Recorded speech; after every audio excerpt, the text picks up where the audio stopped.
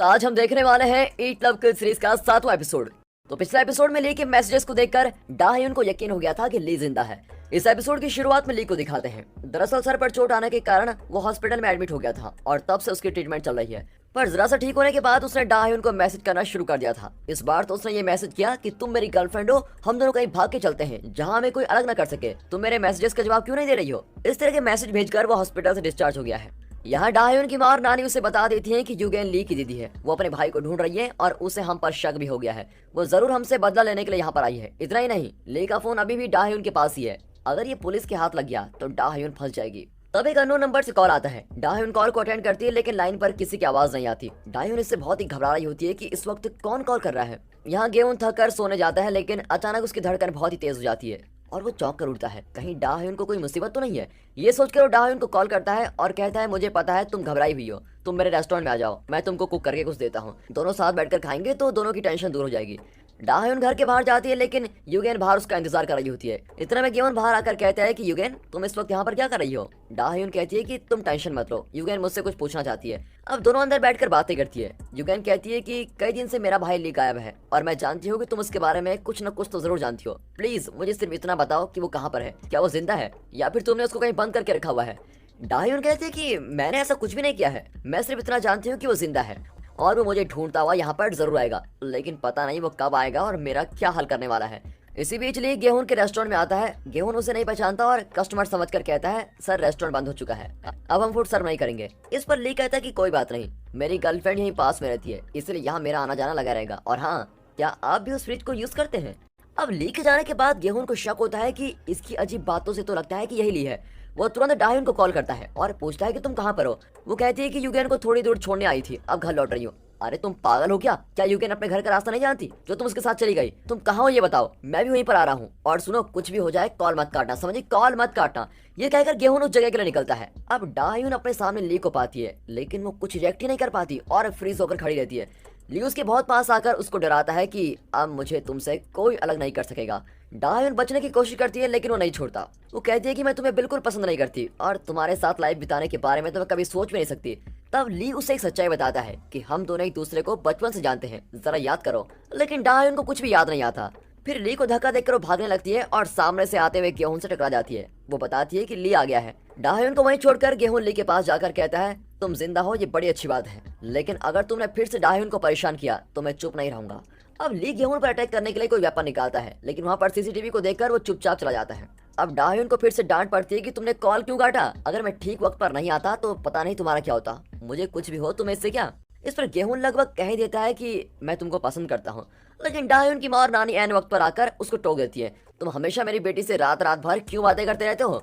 और ये कहकर वो डाह्युन को मारने लगती है कि पढ़ाई तो ठीक से होती नहीं और डेट करने चली आई। डाह्युन कहती है कि माँ मेरी बात सुनो, ली जिंदा है और वो मुझको अटैक करने के लिए यहाँ पर आया था। अगर गेहूं ना होता तो तुम्हारी बेटी तो मर चुकी होती। अब ये सब सुनकर नानी डाह्युन की माँ को पीटने लगती है और कहती है कि उस लड़के से माफी मांगो।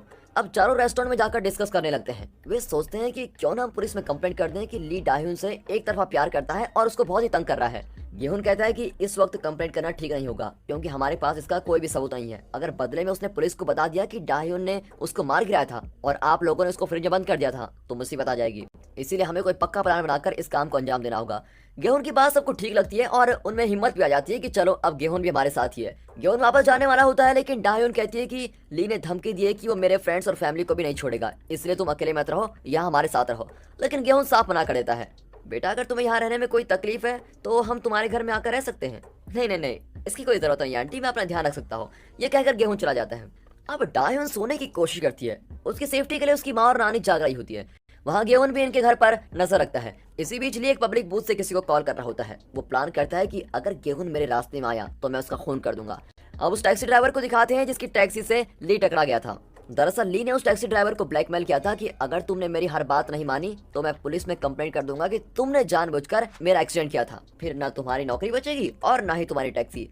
इस डर से टैक्सी ड्राइवर ली की बातें मान रहा होता है और इस बार वो कह देता है कि तुम्हें गेहूं नाम के एक आदमी को अपनी कार से मार डालना है, लेकिन ये एक एक्सीडेंट लगना चाहिए। टैक्सी ड्राइवर ऐसा नहीं करना चाहता लेकिन ली की धमकी के आगे उसकी एक नहीं चलती। अब अगले सीन में दिखाते हैं कि गेहूं डाह्युन के रेस्टोरेंट के आगे से गुजर रहा है और एक कार तेजी से उसकी ओर आ रही है। यहाँ पार्क में डाह्यून की फैमिली एक्सरसाइज कर रही होती है और उन्हें पता चलता है कि उनके घर के आगे एक एक्सीडेंट हो गया है। अब वे घबरा कर भागती है। डाह्यून बहुत ही परेशान हो जाती है कि कहीं ली ने गेहूं को अपना पहला टारगेट तो नहीं बना दिया। वो घबरा कर अंदर जाती है तो गेहूं भला चंगा खड़ा होता है। वो गेहूं के हाथ पैर पकड़कर चेक करती है कि कहीं कोई हड्डी वड्डी तो नहीं टूटी। अब इस तरह चेकिंग करते वक्त वो गेहूं के बहुत ही करीब आ जाती है। तब गेहूं कहता है कि क्या मुझे देखकर ऐसा लगता है कि मेरी कोई हड्डी टूटी है? एक और बात, तुम इतनी पास मत आया करो। और ये कहकर वो उसको दूर हटा देता है। असल में टैक्सी ड्राइवर बहुत ही भला आदमी है। वो गेहूं को मारना नहीं चाहता था, इसीलिए उसने अपनी कार दूसरी ओर घुमा ली और डाह्यून के रेस्टोरेंट की दीवार से क्रैश हो गया। अब अपने रेस्टोरेंट की दीवार का डैमेज देखकर डाह्यून की मां टैक्सी ड्राइवर पर चिल्ला रही होती है कि पहले से यहाँ कोई कस्टमर्स आने के लिए रो रहे हैं, ऊपर से तुमने मेरे रेस्टोरेंट के अंदर ही अपनी कार पार्क कर ली है, बेवकूफ। इतने में पुलिस ऑफिसर हुआन आकर इंक्वायरी करने लगता है।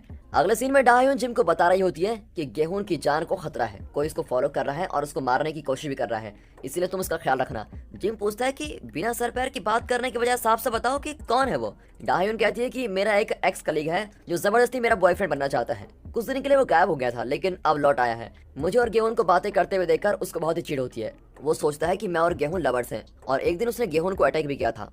तो क्या तुम सच में गेहूं से प्यार करती हो? नहीं, मैं तो नहीं करती, लेकिन मेरा वो साइको बॉयफ्रेंड ऐसा सोचता है। देखो, बात घुमा मत, क्या तुम्हें गेहूं पसंद है या नहीं ये बताओ। पसंद है, ये कहकर डाह्यून चली जाती है। अब रेस्टोरेंट में डाह्यून और गेहूं काम कर रहे होते हैं। तब डाह्यून को पता चलता है कि युगेन ने रेस्टोरेंट की नौकरी छोड़ दी है।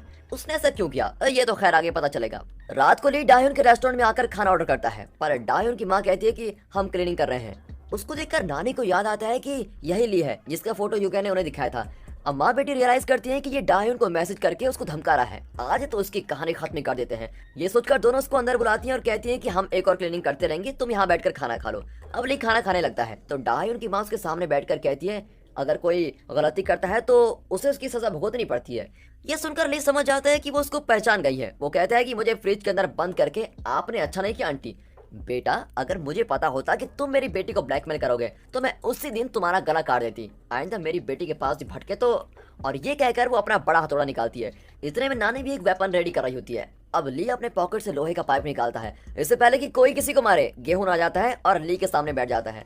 वो कहते हैं मैं जानता हूँ तुम मुझे मारने की कोशिश कर रहे हो, वो कार एक्सीडेंट भी तुमने ही करवाया था, मैंने पुलिस में कंप्लेंट कर दिया तो तुम्हारा क्या होगा। अब ली अकड़ कर कहता है तुम ऐसा नहीं करोगे, क्योंकि अगर मैंने बदले में तुम लोगों की कंप्लेंट कर दी तो तुम सब मर्डर अटेम्प्ट के जुर्म में जेल की हवा खाओगे। ये कहकर वो जाने लगता है, लेकिन जाने से पहले गेहूं को धमकाता है कि अगर तुम मेरे और डाह्यून के बीच में आए तो मैं तुम्हें इतनी तकलीफ दूंगा कि तुम सोच भी नहीं सकते। पर इस बारे में डाह्यून कुछ भी नहीं जानती और रात को अपने कमरे में सोच रही होती है कि ली को मैंने बचपन में कहाँ देखा होगा, मुझे तो कुछ भी याद नहीं है। ये सोचकर वो सो जाती है। तब उसे कोई डरावना सपना आता है और वो उठकर खिड़की से बाहर देखती है। वहाँ गेहूं डाह्यून की सेफ्टी के लिए जाग रहा होता है। वो कॉफी पी रहा होता है ताकि उसको रात भर नींद ना आए। अब दोनों एक दूसरे को देखते हैं और फिर फोन पर चैट करने लगते हैं। डाह्यून पूछती है कि तुम जाग क्यों रहे हो? गेहूं रिप्लाई करता है कि मुझे नींद नहीं आ रही है। पर सच तो यह है कि वो डाह्यून के लिए जाग रहा है।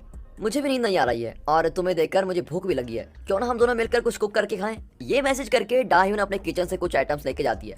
दोस्तों, कुछ भी कहो, ये लड़की बहुत ही लकी है। आधी रात को भी ये कुछ खाना चाहती है तो गेहूं इसको अच्छे अच्छे डिशेस पका कर देता है। आपकी लाइफ में ऐसा कोई है? कमेंट करके बताइए है तो।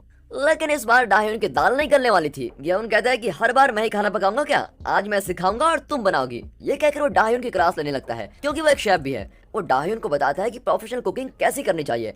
बात बात पर वो डाह्यून की गलतियां निकालकर उसे ठीक करने की कोशिश करता है, लेकिन डाह्यून बेचारी उसके तानों से बोर होकर सो जाती है। गेहूं उसे नहीं उठाता और उसके पास बैठकर देर तक उसको ही देखता रहता है। फिर बहुत देर बाद ओवन का अलार्म बजता है और डाह्यून जाग जाती है। गेहूं अब दूर हटता है। अब दोनों मिलकर खाना खाते हैं। डाह्यून पूछते है कि तुम शेफ कैसे बने? फिर गेहूं बताता है कि मेरी बहन के खो जाने के बाद मेरी माँ अक्सर बीमार पड़ जाती थी, इसलिए मुझे उनके लिए खाना बनाना पड़ता था। फिर कुछ वक्त के बाद मुझे कुकिंग की आदत ही पड़ गई थी। फिर मैंने प्रॉपर कुकिंग सीखी और एक अच्छा शेफ बन गया। और उसके बाद डाह्यून खाना खाकर चली जाती है। फिर कुछ देर बाद वहाँ पर एक पपी आता है। दरअसल जिम उसको उठा के लाया था। वो कहता है कि ये भी इसी एरिया में रहता है, इसे भी थोड़ा खाना दो। ये कहकर वो पूछता है कि क्या तुम डाह्यून से प्यार करते हो? तुम दोनों को साथ देकर मुझे तो लगता है तुम उसको चाहते हो। नहीं यार, जैसे इस वक्त इस पपी की मैं मदद कर रहा हूँ उसी तरह मैं डाह्यून की मदद कर रहा हूँ। वो कोई काम ढंग से तो करती नहीं, इसलिए मैं तो सिर्फ उसे काम के लिए ट्रेन कर रहा हूँ। मुझे ऐसे लोग बिल्कुल पसंद नहीं जो ठीक से काम नहीं करते और मुझे डिस्टर्ब करते रहते हैं। ऐन वक्त पर डाह्यून वहाँ पर आ जाती है और गेहूं की बातें भी सुन लेती है। ये इडियट मुझे एक पपी से कंपेयर कर रहा है, ये सोचकर वो गेहूं को घूरती हुई चली जाती है।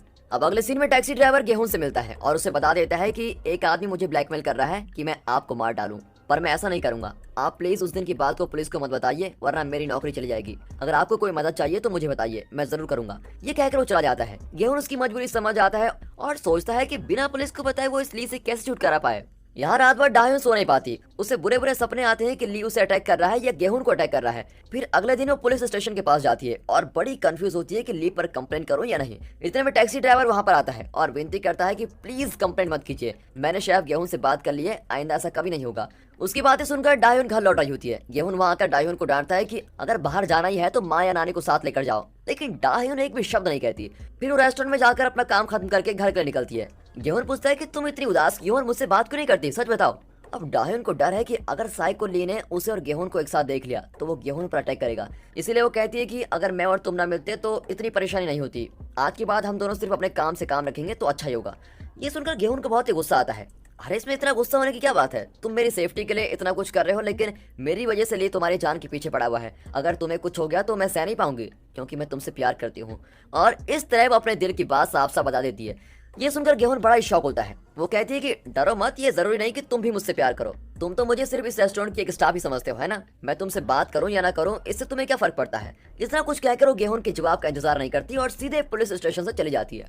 लेकिन अंदर जाने से पहले उसे ली का कॉल आता है। वो कहता है कि पुलिस में मेरे बारे में कंप्लेंट करोगी तो सबसे पहले वे तुम्हें अरेस्ट करेंगे। डाह्यून कहती है कि मुझे अब इसका कोई डर नहीं है, मैं अरेस्ट होने के लिए भी तैयार हूँ, लेकिन तुम्हें तुम्हारी गलती की सजा मैं दिलाकर ही रहूंगी। ली विनती करता है कि अंदर मत जाओ, हम बचपन से एक दूसरे को जानते हैं। तो वो कहती है कि अगर ये सच भी हुआ तो मुझे कोई फर्क नहीं पड़ता, आइंदा तुमने मुझे परेशान किया तो इस बार फ्रिज में बंद करके फ्रीज ही कर दूंगी। इस तरह उसे वार्न करके वो स्टेशन के अंदर जाती है। तो युगेन उसे कॉल करती है। वो डाह्यून को तुरंत रेस्टोरेंट में आने को कहती है। फिर डाह्यून रेस्टोरेंट लौट आती है, पर मिंजोर जे ने डाह्यून को पुलिस स्टेशन आते हुए और बिना कुछ कहे जाते हुए देख लिया था। वे सोचते हैं कि ये लड़की हर बार कुछ कहने के लिए स्टेशन तक आती है और फिर बिना कुछ कहे लौट जाती है, आखिर माजरा क्या है। इस बात का पता लगाने वे राउंड्स पर निकलते हैं। यहाँ युगेन गेहूं के रेस्टोरेंट में बैठी होती है। गेहूं कहता है कि मैंने अभी अभी रेस्टोरेंट खोला है और मुझे आप जैसी एक्सपीरियंस शेफ की जरूरत है। मुझे बहुत बुरा लगा कि आप अचानक नौकरी छोड़कर चली गए। इनकी बातों के बीच में डाह्यून भी आ जाती है, पर अब एक नई मुसीबत आ गई है। डाह्यून को फॉलो करके ली भी वहाँ पर आ गया है और ली को देखते ही न जाने युगेन को क्या सूझा, वो एक चाकू लेकर ली को अटैक करने जाती है और इनकी कुछ भी समझ में नहीं आता कि ये हो क्या रहा है। और दोस्तों इसी के साथ ये एपिसोड यहाँ पर खत्म होता है। लेकिन क्या आप गैस कर सकते हैं कि युगेन अपने भाई को अटैक करने क्यों जा रही थी। खैर अगले एपिसोड में पता चल जाएगा कि आपका गैस ठीक था या